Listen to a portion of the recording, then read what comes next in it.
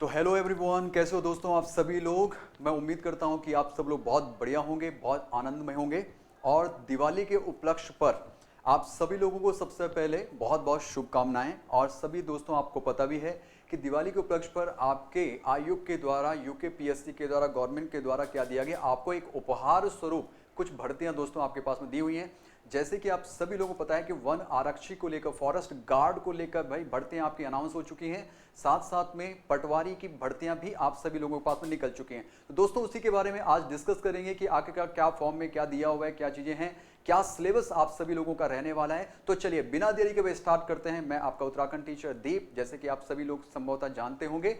तो स्टार्ट करते हैं बिना देरी के। देखिए जरा, तो आपके पास में ये रहा दोस्तों यहाँ पर कि उत्तराखंड वन विभाग के अंतर्गत वन आरक्षी परीक्षा 2022 तो हमारे पास में ये है। अब बात की जाए भाई कि इसका विज्ञापन कब प्रकाशित किया गया, तो भाई 21 अक्टूबर को ये प्रकाशित आपका हो चुका है, पब्लिश हो चुका है। और आवेदन पत्र भरने की जो अंतिम तिथि दोस्तों आएगी वो आपकी 11 नवंबर की रात 11:59 तक ही ये चलने वाला है। तो ये कोशिश कीजिएगा कि आप लोग, दिवाली का समय चल रहा है आजकल के दौरान, तो दिवाली के समय के दौरान ही क्या कर लो, फॉर्म को फिलअप कर लो। और कोशिश कीजिएगा जिसके पास में लैपटॉप है, कंप्यूटर है या फिर फ़ोन पे जो लोग भर सकते हैं, तो आप लोग जो है रात के टाइम पर भरिए, क्योंकि इस समय पर आपको ज़्यादा ग्लिच यानी कि कोई भी नेट में कोई प्रॉब्लम नहीं होगी या फिर साइट ज़्यादा बिजी आपकी नहीं आने वाली है। ठीक है, तो आप लोग ऐसा काम कर सकते हैं। चलिए तो आप देखते हैं दोस्तों, तो इसके बाद कुछ चीज़ें इन्होंने यहाँ पर बातें बता रखी है कि क्या क्या चीज़ें हैं, क्या नहीं है, आपको किस तरीके से भरना है, वो सारा का सारा मैटर आपको यहाँ पर मिल जाएगा। पर बात यह है दोस्तों, उन्होंने साफ तौर पर ये क्लियर किया हुआ है कि आप लोगों को अगर जब फॉर्म आप लोगों ने भर लिया, फॉर्म भरने के बाद उसका आपको जो प्रिंट आउट आप लोग अपने पास में रखते हैं, उन प्रिंट आउट को कार्यालय में आपको नहीं भेजना है, ऑफिस में नहीं भेजना है। ये बात क्लियर हो गया ना। साथ साथ में डॉक्यूमेंट जो आप लोग वहां पर फीड कर रहे हैं, उन डॉक्यूमेंट्स का जो भी दिनांक है, जो भी चीजें हैं, जो भी नंबर्स हैं, कुछ भी आपको भरना एकदम परफेक्ट है। आपके आयोग ने साफ तौर पर मना किया हुआ है कि आपको क्या नहीं किया जाएगा, बाद में जाके इसमें रिलीफ नहीं दिया जाएगा, यानी कि आपकी मदद नहीं की जाएगी, क्योंकि सब कुछ चीजें आप खुद कर रहे हैं। तो आयोग के ऊपर ब्लेम बाद में बिल्कुल ना करें, आपका निरस्त कर दिया जाएगा भर्ती। सीधी बात हो गई, क्लियर, जो आपकी पोस्ट। चलिए फिर नेक्स्ट, अब देखिए हम लोग जैसे आपको मैंने बताया कि 11 नवंबर तक ही आपको ये फॉर्म फिल करने को मिलेगा, उसके बाद बिल्कुल भी नहीं होगा। ठीक है ना।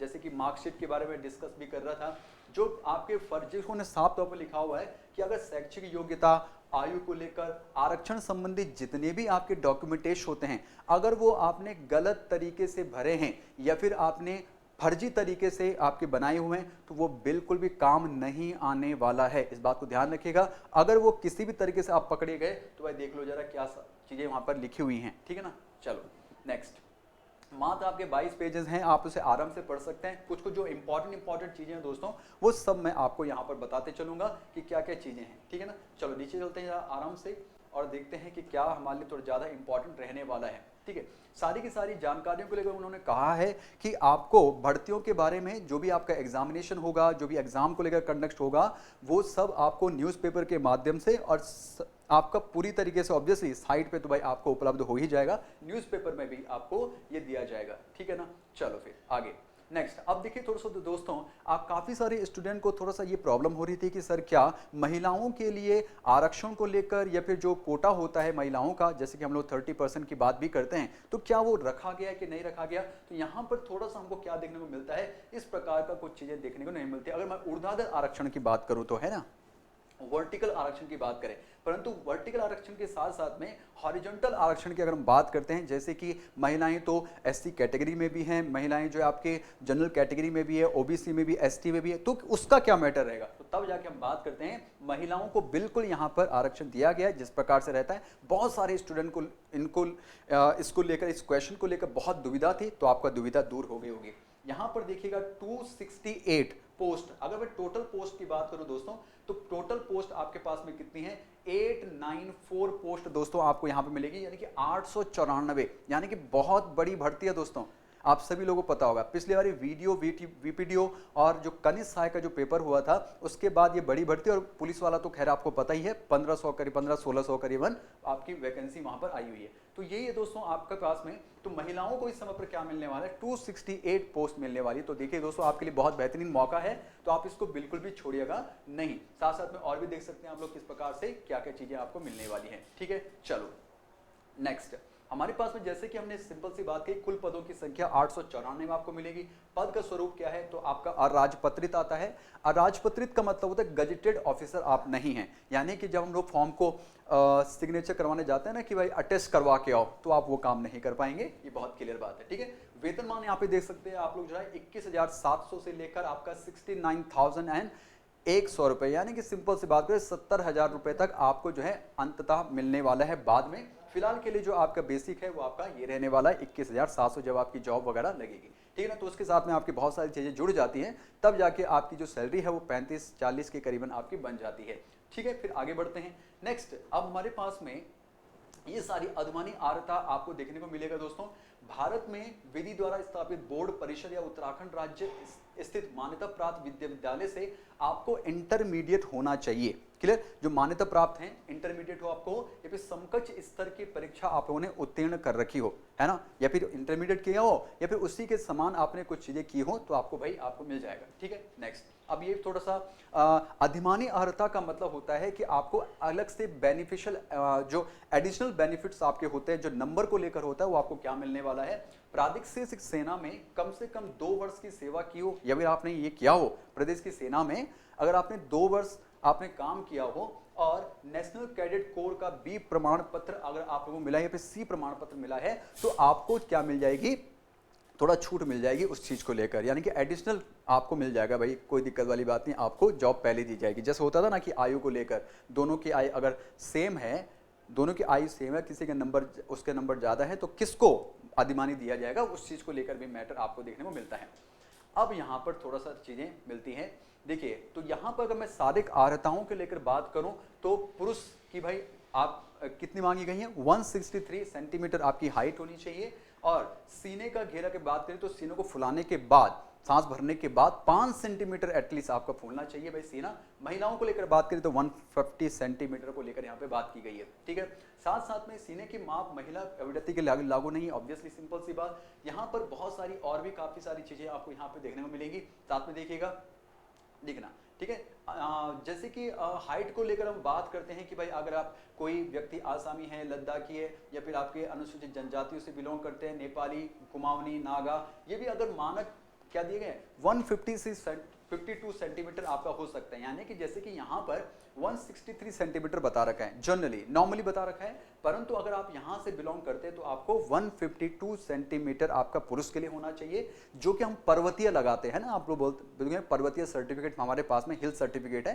तो आप वो लगा सकते हैं। महिला के लिए 145 सेंटीमीटर हमारे पास में आपकी हाइट को लेकर बात आ जाती है। ठीक है, चलिए, तो अब ये दोस्तों इस प्रकार से आपके पास में होगा, बस ये कुछ ज्यादा कुछ इंपॉर्टेंट नहीं है हमारे पास में। ठीक है, अब बात आती है कि फिजिकल जो शारीरिक दक्षता आपकी होने वाली है दोस्तों, उसमें क्या क्या चीजें होती है। पुरुष के मामले में 25 किलोमीटर की दौड़ आपके पास में होने वाली है। 25 किलोमीटर आपको कितने घंटे में पूरा करना है, 4 घंटे में पूरा करना है भाई आपको। ठीक है, महिलाओं को लेकर बात करें तो 14 किलोमीटर की बात करते हैं, महिलाओं को 14 है, पुरुषों को 25 है, और साथ साथ में आपको कितना पूरा करना है, 4 घंटे में आपको, यानी कि अधिकतम 4 घंटे में 25 किलोमीटर। और इसमें कोई दिक्कत वाली बात नहीं है, 4 घंटा बहुत होता है भाई साहब, बहुत ज्यादा। अगर थोड़ा सा जॉगिंग करते हुए चले ना आप लोग, तो आपको 4 घंटे में 25 किलोमीटर आराम से पूरा हो जाता है। हाँ, परंतु थोड़ा सा तैयारी आप लोग जो है अपनी पहले से ही करना, ऐसा नहीं कि 1 महीने पहले तैयारी कर रहे हैं तो 4 घंटे में हो जाएगा, तो कम से कम 2 महीने का समय जरूर दीजिएगा ताकि आप उसमें सफल हो जाएं। ठीक है, चलिए नेक्स्ट। अब देखिए आयु सीमा को लेकर बात यह है कि आयु सीमा न्यूनतम कितनी होनी चाहिए, 18 वर्ष,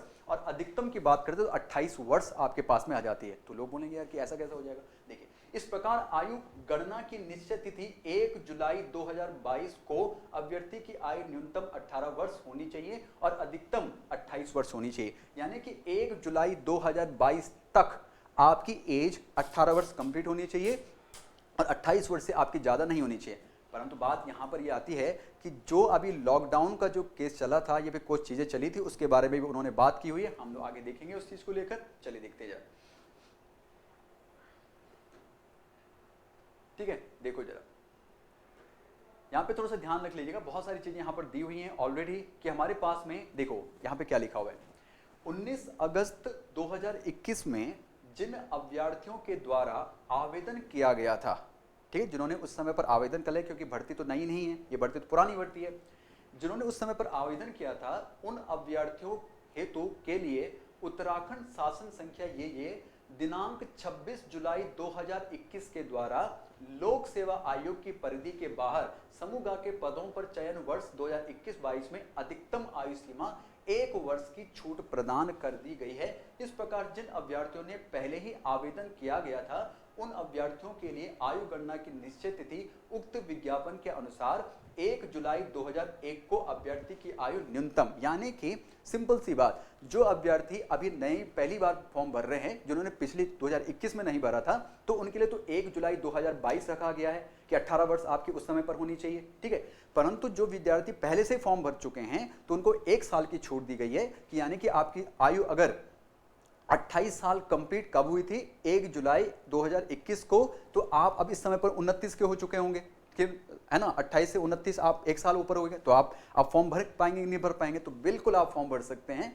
तो आपको जो 1 साल की छूट दी गई, यानी कि 29 साल वाला जो व्यक्ति है वो फॉर्म भर सकता है, और जो इस समय पर बात को ध्यान रखिएगा, तो और तो खैर भर ही लेंगे, जो 18 साल वाले तो बात हो गई, तो 29 साल वाला जो है वो आपका फॉर्म भर सकता है, परंतु कौन, जिसने कि 2021 में फॉर्म भरा हुआ था ऑलरेडी, ठीक है ना। चलिए अब यहाँ पर दोस्तों आपके अधिकतम आयु में सीमा में मतलब कि बढ़ोतरी क्या की गई है भाई, कि ऐसा कह सकते हैं कि छूट क्या मिलती है आपको आयु के लेकर, तो आप सभी लोगों को पता ही है दोस्तों कि 5 वर्ष की छूट अनुमान्य आपको मिलती है, जैसे कि अनुसूचित जाति अनुसूचित जनजाति को लेकर मैटर आता है, तो 5 साल में छूट है, यानी कि 28 साल अगर आपकी उम्र है तो 8 और 5 23 आपका 33 हो गया, तो आप वहां पर फॉर्म भर सकते हैं, तो आपको कोई दिक्कत वाली बात नहीं होने वाली है, ठीक है। चलिए ये पूरा का पूरा वही दिया हुआ है, ठीक है ना। यहाँ पे पूरी वाली बात है, बहुत सारी बातें सशस्त्र सेना के लिए वगैरह वगैरह जो भी कुछ है आप लोग इसे पढ़ लीजिएगा, और जो भी आप लोगों के क्वेश्चन होंगे तो आप लोग क्वेश्चन को पूछ लेना, कोई दिक्कत वाली बात नहीं, कमेंट बॉक्स में आपको वहां पर आंसर आपको दे दिया जाएगा, ठीक है ना। चलिए तो ये तो था दोस्तों, आपको इस प्रकार से चीजें, हम लोग सीधा सीधा सा अब आगे बढ़ते हैं। ये तो खैर कॉमन सी बातें हैं जो दी हुई होती हैं भाई कि आपको क्या करना है क्या नहीं करना है, ठीक है। ओके चलिए ठीक है, ये राष्ट्रीय अंतरराष्ट्रीय वाला टिप्पणी वगैरह हो गया आपका, ठीक है। वैवाहिक स्थिति तो देख लेना भाई, तो फॉर्म को भाई आप बहुत समझदारी से बहुत आराम से भर लीजिएगा दोस्तों, नहीं तो भाई दिक्कतें आपके पास में हो सकती है। अब देखिएगा लिखित परीक्षा आपकी कौन कौन सी जगह पर होगी, तो भाई ये आपका पूरे सेंटर्स होते हैं जहां जहां पर आपके पेपर होने वाले हैं, ठीक है।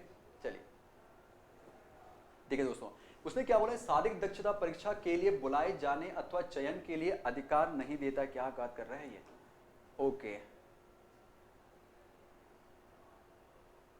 ठीक। अच्छा देखो क्या लिखा हुआ है, उन्होंने लिखा हुआ है न्यूनतम शैक्षिक अर्हता लिखित परीक्षा वस्तुनिष्ठ प्रकार की जो होगी और शारीरिक दक्षता परीक्षा में बुलाए जाने के लिए पर्याप्त नहीं है, मात्र अर्हता निर्धारित करना अभ्यर्थी को लिखित परीक्षा वस्तुनिष्ठ प्रकार शारीरिक दक्षता के लिए बुलाए जाने अथवा के लिए, अच्छा 2 बार लिख दिया उन्होंने। तो उन्होंने कहा कि भाई अभी देखते हैं कि हम लोग क्या काम करेंगे इस चीज को लेकर, आपको पता चल जाएगा। चलिए ठीक है आगे देखते हैं हम लोग जरा। ओके ये तो खैर चीज़ें आपके पास में हो गई, बस ये तो थोड़ा सा उसमें डिस्क्रिप्शन दिया हुआ है क्या चीज़ें आपके पास में क्या चीज़ें रहेंगी, ठीक है। ये फॉर्म कुछ दिए हुए हैं कि भाई आपका अगर जो पिछले जाति से बिलोंग करते हैं या फिर आपके पिछले वर्ग से बिलोंग करते हैं, और या फिर जो क्या कहते हैं जो पर्वतीय वगैरह है उसके लिए कुछ फॉर्म उन्होंने दिया हुआ है, ठीक है। ये कोड आपको मिल जाएंगे सारे के सारे, ठीक है, कि भाई नगर के कोड कौन कौन से होंगे। चलिए इसके बाद तो दोस्तों आपका ये फॉर्म जब सबमिट हो जाएगा उसके बाद हमारे पास में सिलेबस को लेकर बात आती है, ठीक है। तो देखिए दोस्तों हमारे पास में 1 आरक्षी का जो सिलेबस है उसमें उन्होंने दिया हुआ है कि आपका 100 नंबर का पेपर आएगा। सेम मैं पूरा उसको स्टडी कर चुका हूं, पूरा का पूरा आप लोग मेरी देख चुका होंगे। तो 100 नंबर का पेपर है, सेम पैटर्न जैसे SSC का हुआ करता था, यूके SSC का सेम यूकेपीएससी ने रखा हुआ है, परंतु हाँ क्वेश्चन के पूछने का तरीका जो आपका होने वाला है थोड़ा सा उसमें चेंजेस आने वाले हैं। जैसे कि अगर मैं थोड़ा सा आप लोगों से बात करूं यहाँ पर हिंदी वगैरह, मैं उत्तराखंड की तरफ थोड़ा सा आपका ध्यान केंद्रित करना चाहूंगा क्योंकि 40 नंबर का पेपर केवल आपका उत्तराखंड का होने वाला है, ठीक है। अब वहां पर देखेंगे आप लोग जब तो उसको थोड़ा जूम करना चाहूंगा। देखिए यहाँ पर वो जब इतिहास को लेकर बात करते हैं ना, तो ब्रिटिश काल से पहले स्वतंत्रता के उपरांत प्रमुख राजवंश यथा कत्यूरी शासन, देखो यहाँ पर भी उसने वही कर लिया। परंतु इस बात को ध्यान रख लीजिएगा आप लोग जरा कि आपको प्राग ऐतिहासिक काल वाला जो टॉपिक होता है उसको पढ़ना जरूरी है, संभवतः क्वेश्चन आपके पास में नहीं पूछ लिया जाए। ठीक है, वैसे आयोग यूकेपीएससी इस प्रकार से काम नहीं करेगा, परंतु अगर कर लिया तो भाई उसमें कुछ बात नहीं कर सकते। तो आपके पास में सिलेबस सेम है, कुछ अलग इसमें कुछ आपका है नहीं। ठीक है दोस्तों, तो मैं उम्मीद करता हूं कि आप सभी लोगों को अगर चीजें पसंद आई हैं तो भाई आप लोग जो है वीडियो को लाइक आप लोग जरूर कर लीजिएगा दोस्तों, अपने दोस्तों तक पहुंचाइए कि भाई आपका किस प्रकार से क्या क्या चीज़ें हमारे पास देखने को मिलेंगी। कोई भी डाउट अगर आप सभी लोगों का कोई भी डाउट रहता है तो आप लोग जो है कमेंट बॉक्स में जाके अपने क्वेश्चन पूछ सकते हैं, मैं उसके बारे में आप सभी लोगों से बात करूंगा। तो दोस्तों मैं आप सभी लोगों को बता चुका हूँ, जैसे कि भाई ये आपका फॉर्म हो गया, ठीक है, और ये आपका साइट क्या है आपकी, तो आप लोग देख सकते हैं साइट है psc.uk.gov.in। ठीक है, आप यहां पर जाते हैं और उसके बाद आपके पास में पेज जो खुलता है वो आपका ऐसा पेज खुलता है। आप सबसे ऊपर देखेंगे, आप ये जाएंगे, देखो भाई नेट में नहीं चल रहा हमारा, चलो कोई बात नहीं। तो मैं जैसे कि आप तो दोस्तों आपके पास में जैसे मैंने कहा कि आपके पास में ये इस समय इस तरीके का आपका पेज खुल जाएगा और वहां पे आप लोग देख सकते हैं फॉरेस्ट गार्ड एग्जामिनेशन ये वगैरह एडवर्टाइजमेंट सिलेबस वगैरह सब कुछ आपका यहाँ पे दिया हुआ है। सिलेबस जैसे कि अभी मैंने आपके पास में सिलेबस बताया उसी प्रकार से एडवर्टाइजमेंट देख सकते हैं। लिंक को आप यहाँ पे क्लिक करेंगे तो आपको फॉर्म भरने के लिए मिल जाएगा। जैसे कि अगर मैं यहाँ पे लिंक कर देता हूँ, इसको मैं आगे बढ़ाता हूँ, तो देखिए यहाँ पर आप क्या करते हैं, online application for forest guard के लिए दिया हुआ है और इसकी डेट आप लोग देख सकते हैं, यहाँ पे अप्लाई कर सकते हैं। और इसी प्रकार से जो आपका पटवारी लेखपाल का है तो पटवारी लेखपाल के लिए भी आप लोग यहाँ पर क्लिक कर सकते हैं। तो पटवारी लेखपाल का भी आपका पेपर निकला हुआ है दोस्तों, आप सभी लोगों को पता ही है। तो भाई इसी तरीके से आप पटवारी लेखपाल का भी क्या चेकआउट कर सकते हैं, भाई उसका मैटर देख सकते हैं। ठीक है ना, तो ये आपका पूरा का पूरा सब कुछ यहाँ पर ये देखिए जरा, पटवारी लेखपाल का जैसे कि यहाँ पर दिया हुआ है। अगर मैं इसी को लेकर बात करूं कि चेकआउट करते जगह नोटिफिकेशन देखते हैं एक बार यहाँ। अब देखो यहाँ पर आपका पटवारी का फॉर्म भी अगर आपको भरना है तो यहीं पर आपको मिल जाएगा। और भी देखो आपके और भी काफ़ी सारी नोटिफिकेशंस दोस्तों आपको यहाँ पर मिल जाती हैं, तो आप उसको लेकर भी काम कर सकते हैं। ठीक है, चलिए फिर तो दोस्तों एक मिलते हैं फिर आप सभी लोगों से, और मैं उम्मीद करता हूं कि आपको जानकारी पसंद आएगी। तो तब तक के लिए टाटा बाय बाय, अपना ख्याल रखिएगा और सभी लोगों को दिवाली की बहुत बहुत शुभकामनाएं और अपना ख्याल रखिएगा। Thank you so much, tata bye bye.